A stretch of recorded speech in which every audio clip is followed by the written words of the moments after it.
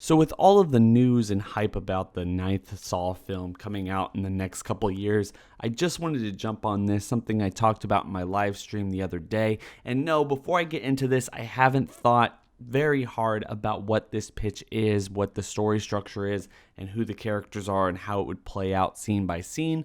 But I just wanted to share briefly with you guys a pitch that I had that if they made a direct sequel to Saw 3D, Saw 7, Saw the Final Chapter, whatever you're going to call that movie for your own personal taste, what would it have been? And what would be the story surrounding it? I mean, direct sequel from Saw 3D, not Jigsaw, not anything that they gave us.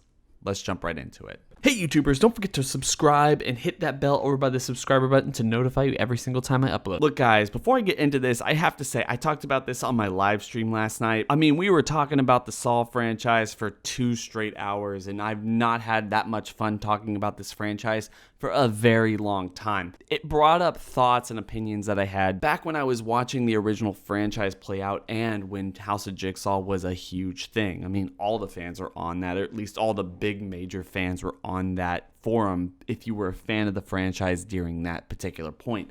So one of the things that I shared on that forum, and I never really thought about since then or even really elaborated upon, was a pitch for what Saw 8 could be after the events of Saw 3D. And I wanted to just take this video to once again elaborate what I went into in that live stream. If you missed it, you don't have to go searching for it. This is just what I talked about. What would be the initial pitch for a direct sequel to Saw 3D or a Saw 8, whatever they ended up calling it? And I have to say, it's more of a character piece than what you're anticipating from a Saw sequel, so buckle up. Anyway, the movie starts off in the direct aftermath, like maybe a week, 2, maybe even a month after the events of Saw 3D. You have Hoffman locked in the bathroom. Dr. Gordon's gotten completely away with it, and we dive into who are these individuals who helped Dr. Gordon take out Hoffman, right? Who were they, and how were they connected to John's mythology? Lo and behold, the big fan theory would be true. It's Ryan and Brad from the beginning of Saw 3D. These guys helped Dr. Gordon, but the big question is why? The entire movie starts off, and as I said, this whole movie is a lot more character driven. It's a lot more down to basics, not focusing on the traps or anything else like that. Just trying to really tie up the loose ends from the story and lead it to a point where it can continue if that movie was a success, where you don't need John for the most part, but you could have him there just on the sidelines or whatever. You open up the movie with just shots and voiceovers and just a chaotic mess of everything that happened after Ryan and Brad's trap. No, not about Hoffman and everything that he went through, just Ryan and Brad.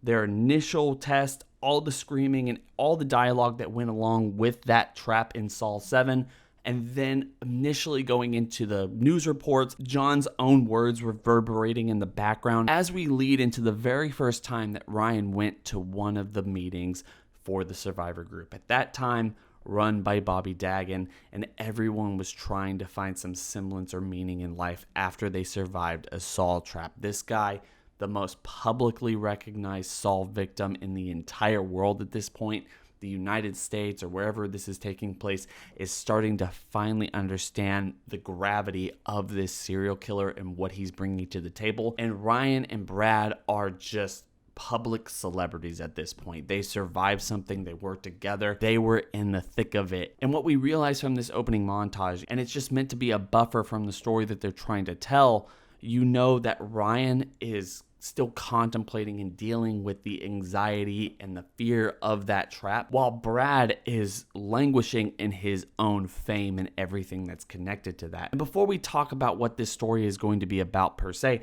I feel like a lot of people are going to be talking to me in the comments, well, Mark, if you go back and watch Saw 3D, you see Ryan and Brad both in the meeting paying attention and being attentive for the most part. And the thing is, I understand that 100%, but we work that into the story with the fact that Brad just went to that meeting because Bobby Dagen was making a promotional video about the Survivor group and everything that these people had been through, and he thought he would get some star power back from that. I mean, at this point, it's been a couple of years, or at least the idea is it's been a couple of months. We're not really sure where it takes place in the timeline, at least as of yet.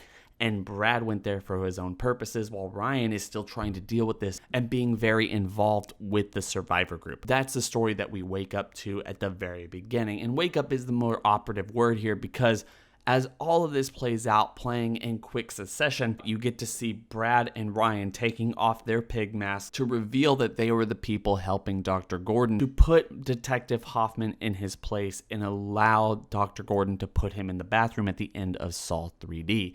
At the end of all of this, as it starts to get way too intense for anybody who's watching this on screen and being bombarded with all the stuff that we had known, not only of Ryan's character, but the Saw series as a whole, with Hoffman and Amanda and everybody else, an immense montage at the very beginning. You break it all down with Ryan waking up in a cold sweat in his bed, getting up and splashing water on his face and trying to understand what it is that he's living through. The rest of the movie plays out in a similar fashion. You have Ryan going from one person to another, trying to get their story, their survival from the Jigsaw games, and understand who they are now, what they've lived through, and whether or not John helped them. The real big reason for this is after Bobby Dagen was shown as a perpetrator of the Jigsaw legacy, this guy who took over these meetings for people who survived the games and made it into a profit-seeking venture, nobody really trusts them. In fact,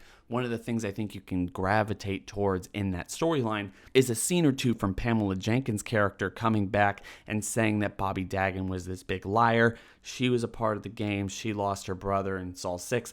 And this is all just perpetrated. All these people are trying to gain sympathy, but she's not. But at the same time, she kind of is, because she's definitely trying to get sympathy and everything related to that. So Ryan has to go from one place to another, talking to these people that we've never met before, or maybe even people that we've met before, like Daniel Matthews or people from Saw 6, or just in general characters that we either knew or didn't know as they showcase the games. It's a nostalgia sequel that goes back through the history of the entire franchise from all the people who survived the previous sequels, while also filling in blank spots with people that we never met before, telling their stories and showing their games. So that's where all the games are coming from throughout this sequel, until the point where Ryan has to go talk to Dr. Gordon. He has to understand why he was being chosen to help them take down Mark Hoffman, and whether or not anyone is going to ever find Mark Hoffman, whether he's going to be put to trial, or whether anyone is going to give him any kind of judgment. Because the idea there is that Hoffman was put in the bathroom trap by Dr. Gordon, and for a lesser extent Brad and Ryan, in order to put him in his place, but he'll never seek justice. The people who are hurt by this, or at least the way that Ryan sees it, the people who are hurt by this will never get justice for what Hoffman did or anything else like that. The main caveat here, and the way that you break down the story, is for the most part, the entire story is Dr. Gordon keeps assuring Ryan that the reason he was put in a trap, the reason John's games really went haywire and everything else like that, is because Hoffman was never tested like Ryan, like Brad, like Dr. Gordon, like anybody else that we had ever known. All these people that Ryan is visiting throughout the entire movie, Dr. Gordon keeps insisting that Hoffman was the X factor. He was the thing that was ruining it. And there's a lot of things telling us throughout the entire movie that that's true. As Ryan goes through all of these survivors, you hear the exact same words over and over again. He helped me, he helped me, he helped me. And you get to see John's legacy was right. These people that John decided needed to be in games through the first 6 movies, these people have a better life for what is going on. You just hear these ideas and these words of Amanda. Nobody changes. All these people are in a better position, or at least they look at their lives in a much more poetic, or at least in a romanticized way than they did beforehand. And Ryan just can't grasp it. Yeah, that's the main character focus. He can't grasp it. He feels like he's lesser than when he started, and he didn't understand why he was put in the game in the first place, despite anything that was said at the beginning of Saw 3D, until the very end. After researching this, after looking into this and everything related to it, Ryan realizes that it wasn't Hoffman that put him in his game. That has nothing to do with it. You finally place that trap in the timeline and you realize something that they intended from the very beginning, that Dr. Gordon and John were the ones who put Ryan and Brad in their traps. They were sitting there in the crowd watching as everyone reacted to that, as John introduced Gordon into his legacy, into this mythology, into this way of life. And that breaks Ryan's character. He doesn't know what to do with this information. He doesn't know how to react. Everyone has been lying to him, or at least it seems like everyone's been lying to him, and he breaks down. He goes to kill Dr. Gordon or something of the like, and realizes at that point, with no indication of any justice being served on Hoffman, everything is just kind of settling down. John's legacy is gone. People who were tested were helped, but everybody else is just kind of left on the wayside, whether you believe that you were helped or not, right? And then at the very end, Ryan seeks guidance and understanding of his life. He is pushed to the breaking point. He is done with everything involved, and he commits suicide or something of the like.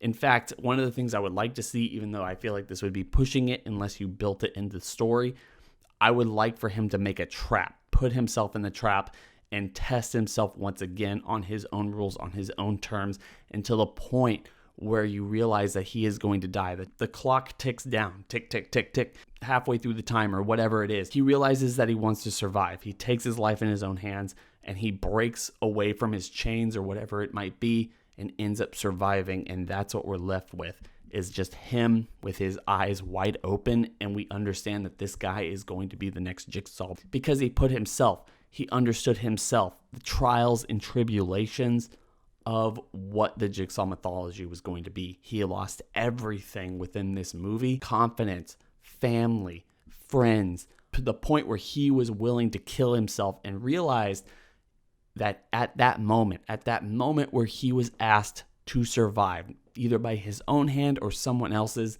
that he was willing to take up the gauntlet and survive. And he realizes what John was trying to teach him from the very beginning, and this is going to be the new Jigsaw. So whether or not that's the end of the movie franchise or the beginning of a new franchise or whatever it might have been, if we got a sequel to Saw 7, Saw 3D, Saw the Final Chapter, whatever it was going to be, if we got a sequel to that, a direct one, that's the story that I would have pitched. Much more character-centric, less traps, a lot more just diving down one character or another in one room, talking about experiences, talking about life, talking about what is they've done in this world and what are they trying to repent for. Just everything that made the first film such a hit, you go back to basics, and that's what I would have pitched if, in super hindsight. At this point, like nearly 10 years out, right? So guys, what are your thoughts on this? Tell me in the comment section below. Don't forget to like, comment, and subscribe. Hit that bell over by the subscriber button to notify you every single time I upload. Go down to the description section below, hit that link, and go follow me on Twitter, where we could talk about this franchise, any other franchise that I cover on this channel, or just anything in general that you want to talk about. It's always easier to talk to me on Twitter. Hope everyone's having a fantastic day. It's been real.